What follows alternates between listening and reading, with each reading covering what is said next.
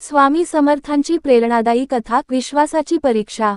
एकदा अक्कलकोट स्वामी समर्थ महाराज आपल्या भक्तांच्या संगतीने बसले होते। रोजप्रमाणे अनेक भक्त आपली दुखणी, समस्या, प्रश्न घेऊन स्वामींना भेटायला येत होते। प्रत्येकाला स्वामी आपापल्या पद्धतीने मार्गदर्शन करत होते, कुणाला शब्द, कुणाला दृष्टिकोन, तर कुणाला केवळ एक शांत स्मित।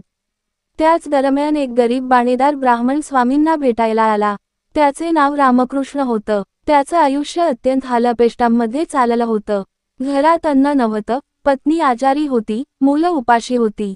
तरीही तो रोज प्रामाणिकपणे देवाची पूजा करत असे आणि स्वामी समर्थांवर अखंड श्रद्धा ठेवून होता। रामकृष्ण स्वामींच्या पायावर डोकं ठेवून म्हणाला, स्वामी, घरात अन्न नाही, पत्नी मरायला टेकली आहे, मुलं रडत आहेत, तुम्हीच काही करा। स्वामी क्षणभर डोळे मिटून शांत बसले, मग हसत म्हणाले, अरे बाबा, तुला मी एक काम